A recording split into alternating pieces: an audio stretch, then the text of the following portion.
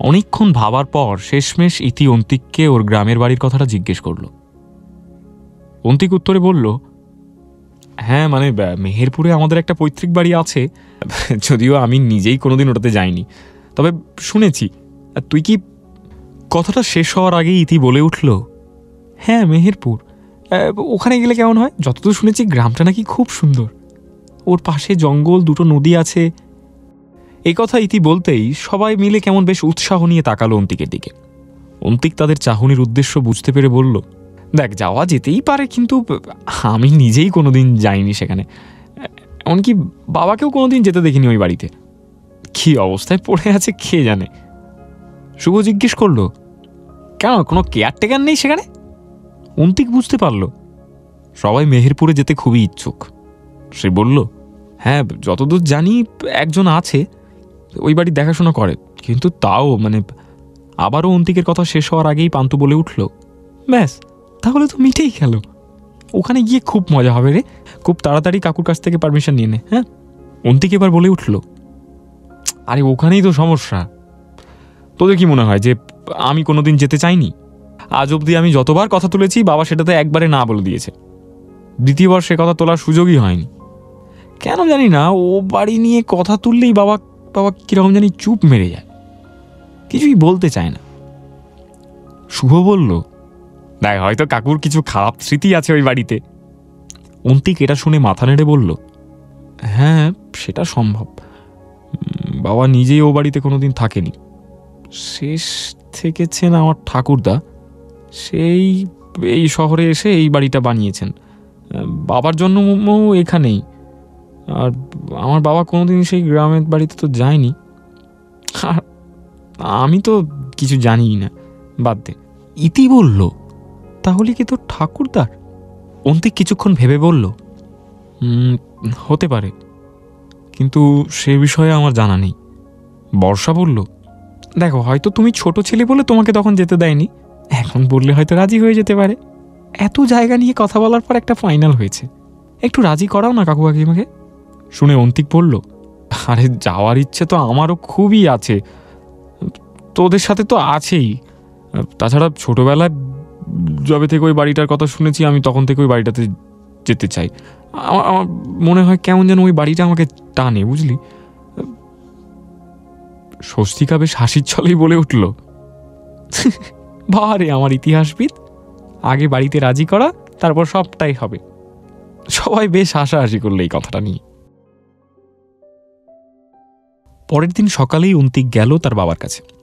এমনিতে অন্তিকের বাবার সাথে ওর সম্পর্ক প্রায় বন্ধুর মতো, কিন্তু ওর বাবা রেগে গেলে তার হাব ভাব পাল্টে যায়, আর অন্তিক বাবার সেই রাগী রূপটাকে খুবই ভয় পায়, তাই সে এড়িয়ে চলে। কিন্তু এখন কোনো উপায় না থাকাতে সে মরিয়া হয়ে বলল, বলছি বাবা শোনো না। তখন অন্তিকের বাবা বেশ ভালো মেজাজেই ছিলেন। সে বলল, হ্যাঁ বল। অন্তিক একবার ঢোক গিলে বলল, বাবা বাবা বলছিলাম যে আমাদের সব বন্ধুরা মিলে একটা ছোট ট্রিপে যাওয়ার প্ল্যান হয়েছে। অন্তিকের বাবা হেসে বলল, এটাতে তো ভয় পাচ্ছিলি কেন? হ্যাঁ, বন্ধুদের সাথে ঘুরতে যাবি সে তো ভালো কথা, টাকা পয়সা লাগলে আমাকে বলিস, আমি দিয়ে দেবো, ঠিক করছিস কোথায় যাবি? অন্তিক এই সুযোগেই বলে ফেললো, হ্যাঁ মানে ওটা নিয়েই তো তোমার সাথে কথা বলতে এসেছি, সবাই মিলে ঠিক করেছি যে আমাদের মেহেরপুরের বাড়িটাতে কিছুদিন কাটিয়ে আসবো। মেহেরপুরের নাম শুনেই অন্তিকের বাবার মুখের হাসিটা কেমন মিলিয়ে গেল, চোয়াল শক্ত হয়ে উঠল ওনার। অন্তিক সেটা বুঝতে পেরে হাত গুটিয়ে দুপা পিছিয়ে গেল।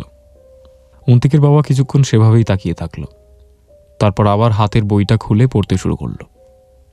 অন্তিক বুঝতে পারলো যে তার বাবা ঠিক কতটা রেগে গেছে। এমনিতে রাগ হলে ওর বাবা বকাবকি করে, কিন্তু প্রচণ্ড রেগে গেলে সে কিছু বলে না, চুপ হয়ে যায়।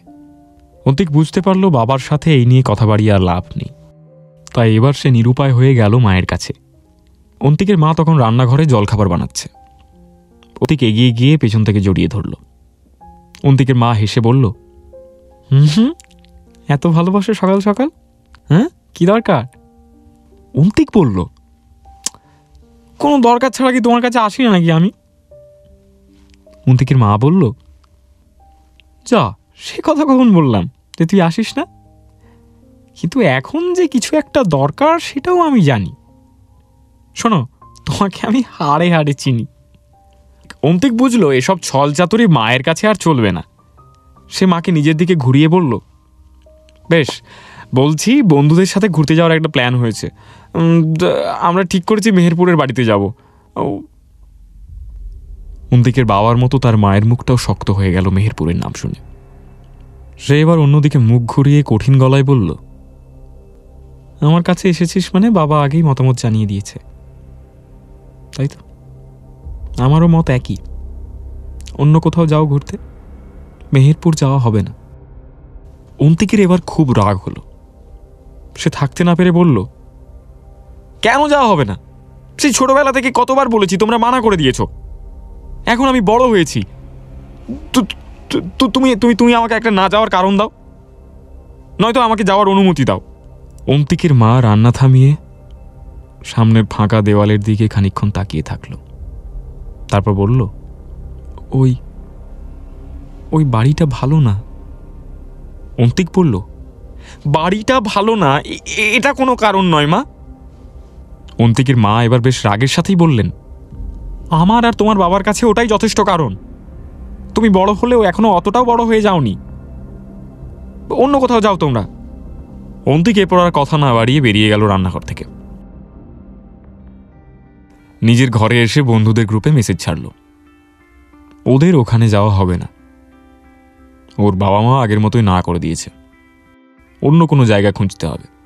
সবাই খুব মুছড়ে পড়ল এই খবর শুনে। শুভ বর্ষা লিখল, অন্তিক আরও একবার চেষ্টা করে দেখুক। কিন্তু অন্তিক জানিয়ে দিল সেটাতে আর লাভ হবে না। একবার যখন তার বাড়ি থেকে না বলে দিয়েছে, তারা আর কোনোভাবেই রাজি হবে না। অন্তিক সবাইকে বাইরে ডাকলো দেখা করতে। তাদের হাতে বেশি সময় নেই। মেহেরপুরে যাওয়া যখন হবে না, খুব তাড়াতাড়ি অন্য একটা জায়গা খুঁজে বার করতে হবে, না হলে পুরো প্ল্যানটা ক্যান্সেল করতে হবে। সে তাড়াতাড়ি রেডি হয়ে বেরোতে যাচ্ছে, এমন সময় অন্তিকের মা এসে জিজ্ঞেস করলো, কোথায় যাচ্ছিস? অন্তিক বলল, অন্য একটা জায়গা খুঁজতে বললে যে, ওটা নিয়েই এখন কথা বলতে চললাম বন্ধুদের সাথে। আমার নিজের বাড়িতেই তো আমার যাওয়ার অনুমতি নেই, আর তার কারণ জানার অধিকার নেই। অন্তিকের মা শান্ত গলায় বলল, কারণ যেটা বললাম ওটাই অন্তিক, বিশ্বাস কর, বাড়িটা সত্যিই ভালো না। অন্তিক অবিশ্বাসের সুরে বলল, সেটা আমাকে গিয়ে যাচাই করতে দিতে। যাই হোক, বাদ দাও, আমি আসছি। অন্তিকের মা বলল, খাবি না? অন্তিক বলল, না, বাইরে খেয়ে নেও কিছু একটা। এই বলে সে বেরিয়ে গেল।